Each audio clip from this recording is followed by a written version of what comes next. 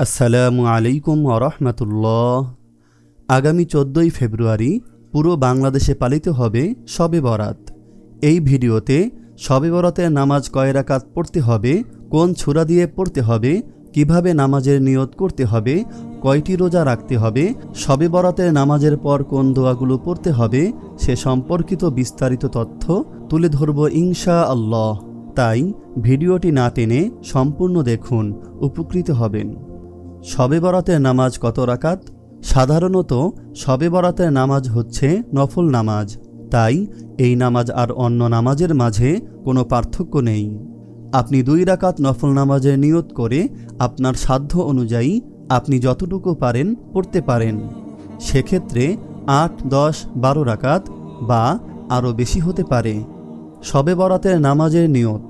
শবে বরাতের 2 রাকাত নফল নামাজ আদায় করছি, আল্লাহু আকবার, অথবা 2 রাকাত নফল নামাজ আদায় করছি, আল্লাহু আকবার। শবে বরাতের নামাজের নিয়ম।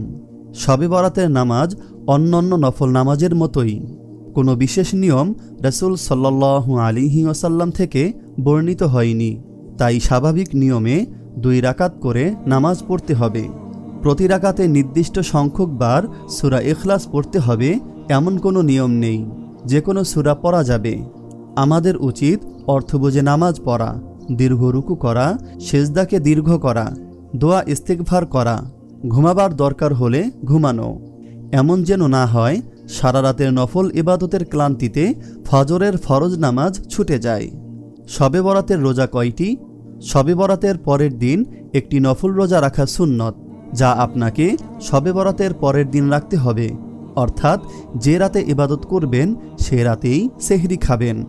তবে আরবি মাসের 13, 14 ও 15 তারিখ রোজা রাখা সুন্নত হিসেবে প্রমাণিত। শাবান মাসে রাসূল সাল্লাল্লাহু আলাইহি ওয়াসাল্লাম অধিক রোজা রাখতেন, তাই 3 দিন রোজা রাখা উত্তম। শবে বরাতের রাতের দোয়া। শবে বরাতের নামাজের পর যে কোনো দোয়া করা যেতে পারে।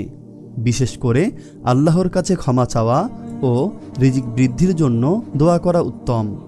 এর সাথে সাথে এই দোয়াটিও পড়তে পারেন, আল্লাহুম্মা গফিরলি যামবি ওয়া ওয়াসসি'লি ফি দারি ওয়া বারিক লি ফি রিজকি।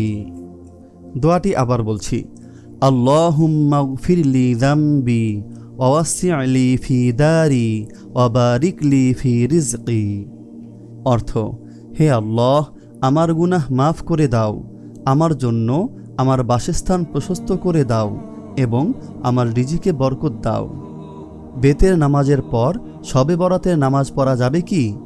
হ্যাঁ, তবে উত্তম হলো শবে বরাতের আমল শেষ করে শেষে বেতের নামাজ আদায় করা। সতর্কতা, শবে বরাতের নফল ইবাদত করতে গিয়ে ফরজ নামাজ যেন ছুটে না যায়।